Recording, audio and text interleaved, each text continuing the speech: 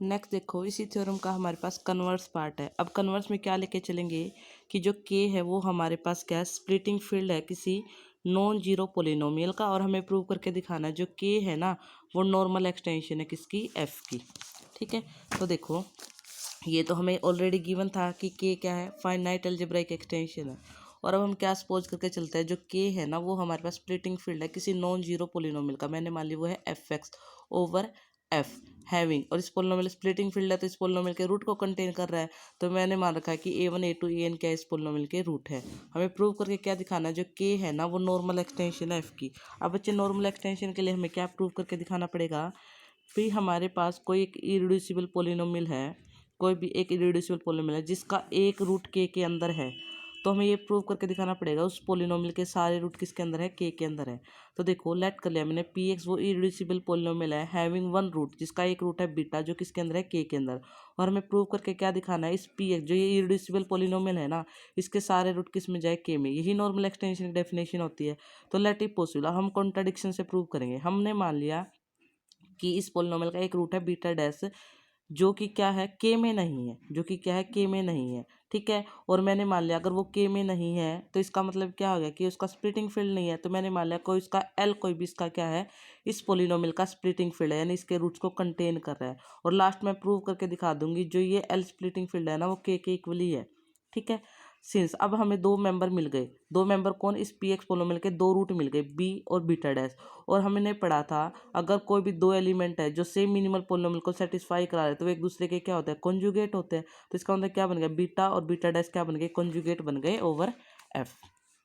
ठीक है, अब देखो एक रिजल्ट ये होता है, we know the result if अगर कोई दो एलिमेंट कॉन्जुगेट है ना ओवर एफ तो उनके बीच में क्या एग्जिस्ट करते हैं, एक आइसोमॉर्फिज्म एग्जिस्ट करती है सिग्मा फ्रॉम उस एलिमेंट से जो कंजुगेट है वहां से लेकर दूसरे एलिमेंट दूसरे कंजुगेट तक, सच दैट कि ये पहले के एलिमेंट को पहले पे मैप कराते हैं और फील्ड के एलिमेंट को सभी को फील्ड पे मैप कराते हैं।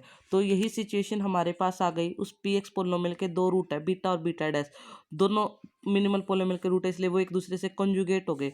और कंजुगेट है तो उनके बीच में भी क्या एग्जिस्ट कर गई, आइसोमॉर्फिज्म एग्जिस्ट कर गई। कहाँ से कहाँ तक, एक रूट है बीटा एक रूट है बीटा डैश, ओवर एफ था तो ओवर एफ ले लिया, सच दैट कि इस एलिमेंट को तो इसी पे मैप कराएगा और फील्ड के एलिमेंट को फील्ड पे मैप कराएगा।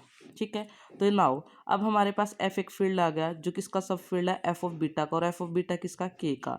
गिवन के हमारे पास क्या है, हमें क्या गिवन था कि के हमारा स्प्लिटिंग फील्ड था, के क्या था, स्प्लिटिंग फील्ड था एफ एक्स का ओवर एफ। अभी हम आगे करेंगे, ओवर एफ था और एफ इसका सबसेट है, तो यानी कि हमारे पास ओवर एफ यानी उस पोलिनोमियल के सारे अब जो स्केलर थे वो इसमें चले गए एफ बीटा में, तो के क्या हो जाएगा, स्प्लिटिंग फील्ड हो जाएगा ओवर एफ बीटा। तो यहाँ देखो विच इम्प्लाई के splitting field of F x जो ओवर एफ था वो किसका हो गया, ओवर एफ बीटा हो गया। आल्सो अब मैं के बीटा डैश को कैसे लिखती हूँ, के का मतलब था ये वाला और बीटा डैश ये, तो बीटा डैश को पहले लिख सकती हूँ इसको बाद में, यानी कि अब हमारे पास के बीटा डैश भी क्या बन गया, इज आल्सो स्प्लिटिंग फील्ड बन गया ऑफ एफ एक्स ओवर किसके ऊपर हो गया हमारे पास, एफ बीटा डैश। देखो के एफ A1 A2 AN के क्या था, के स्प्लिटिंग फील्ड था ओवर एफ, यहाँ पे क्या बन गया, के बीटा डैश भी स्प्लिटिंग फील्ड बन गया over F dash.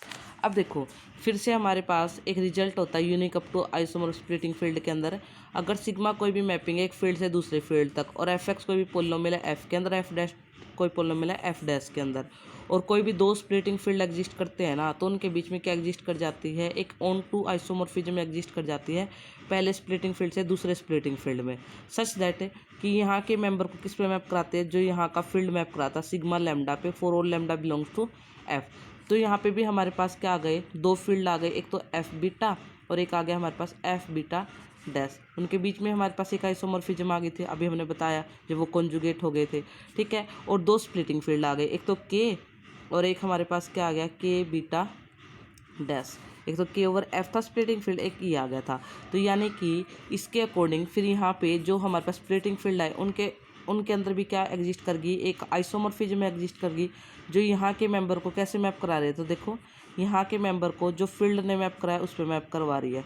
But then अगर मैं यहाँ पे x belongs to F beta, अगर मैं एफ बीटा का बीटा लेती हूँ तो टाउ बीटा की वैल्यू क्या आ गई, सिग्मा बीटा, और सिग्मा बीटा के अभी पीछे क्या लिखे थे, सिग्मा बीटा किसके इक्वल था, बीटा डैश के। ठीक है। इसी तरह अगर मैं यहाँ पे लैम्डा फील्ड का मेंबर लेती हूँ, फील्ड का मेंबर लैम्डा लिया तो टाउ लैम्डा क्या हो जाएगा सिग्मा लैम्डा, और सिग्मा लैम्डा यहाँ से क्या है लैम्डा के इक्वल। यानी कि इन दो रिजल्टों को आपको जानना जरूरी है। एक तो कॉन्जुगेट के बीच में हमारे पास आइसोमॉर्फिज्म होते हैं, एक स्प्लिटिंग फील्ड के बीच में, ठीक है। यहाँ से चीज़ आ गई हमारे पास समझ में। और एफ एक्स हमारे पास क्या थी, एफ एक्स एन डिग्री की पॉलिनोमियल थी जो ओवर एफ थी, अगर एक्स के अंदर लेते ओवर एफ एक्स आ गई। तो अब देखो, अब हमें पता है इस पॉलिनोमियल के जो रूट थे वो कौन थे, A1 A2 AN। जैसे कि मान लो मेरे पास ये पॉलिनोमियल है x² - के 2x + 1, मैं कह रही हूँ इसका जो 1 और 1 है ना वो उसके रूट है, तो मैं इसका -1 x - 1 लिखूंगी। और अगर मान लो मेरे पास यहाँ से कह देती 4 है, तो इसको कोफिशिएंट कंपेयर करने के लिए यहाँ पे क्या लगा दूंगी, 4 लगा दूंगी, सेम ही बात आएगी, ठीक है। तो यहाँ से देखो ये पॉलिनोमियल थे जिसके A1 A2 AN रूट थे, तो ये इसके फैक्टर हो गए। कोफिशिएंट कंपेयर करने के लिए मैंने अल्फा n लगा दिया। अब देखो मैंने क्या था, जो स्प्लिटिंग फील्ड के ऊपर हमारे पास एक आइसोमॉर्फिज्म आई थी, मैंने उसकी एक्सटेंशन ले ली कहाँ से, KX से लेके, ये हमने पीछे पढ़ा था। अगर कोई एक मैपिंग है K से लेके मान लो K' तक है, तो हमारे पास उसकी एक्सटेंशन हो जाती है उसकी पोलिनोमियल से लेके पोलिनोमियल तक। ये 3rd यूनिट में हमने किया था, ठीक है। तो देखो यहाँ से हमारे पास आ गई KX का मेंबर कौन है, एफ एक्स इसके इक्वल थी, इसके इक्वल थी। अब टाउ डैश लगा दिया, टाउ डैश सभी स्केलर्स पे अलग अलग हो गया। अब देखो हमारे पास जो टाउ डैश थी नहीं, वो हमारे पास टाउ की एक्सटेंशन थी, यानी कि फील्ड के मेंबर को कहाँ पे देगी, जहाँ पे टाउ देगा। और टाउ कहाँ पे दे रहा था, जहाँ पे सिग्मा दे रहा था। देखो टाउ कहाँ पे दे रहा था, जहाँ पे हमारे पास सिग्मा दे रहा था, और सिग्मा फील्ड के मेंबर को किस पे दे था, उसी पे दे रहा था। यानी कि यहाँ से टाउ डैश अल्फा नोट हो गया, टाउ डैश अल्फा वन हो गया। ये वाली चीज़ समझ में आ गई। ये किसकी वैल्यू थी, एफ एक्स की।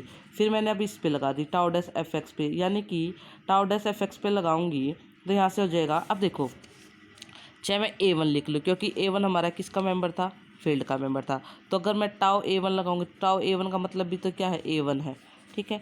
तो यहाँ से हमारे पास क्या आ गया, यहाँ से tau dash A1, tau dash A2 लिख सकती हूँ, इसको टाउ डैश EN लिख सकती हूँ। टाउ डैश A1 का मतलब क्या है, tau A1, tau dash A2 का मतलब टाउ A2, और इसका मतलब क्या है। और ये टाउ डैश एफ एक्स की वैल्यू भी प्रूव करके एफ एक्स, यानी कि हमने क्या प्रूव कर दिया, एफ एक्स इसके इक्वल आ गया alpha n x minus tau A1 x minus tau A2 x minus tau A1। यानी कि हमने क्या प्रूव करके दिखा दिया, tau A1 tau A2 tau AN ये भी क्या है, इस एफ एक्स के क्या हमारे पास रूट है।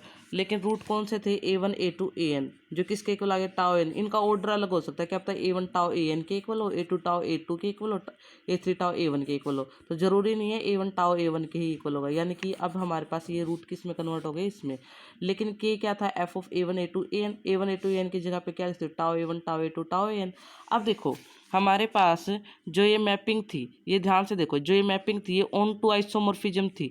यानी कि इसकी जो इमेज का जो सेट होगा, जो इसकी कोडोमेन होगी, वो इस केस में क्या रहेंगी, इक्वल रहेंगी, ऑन टू आइसोमॉर्फिज्म था।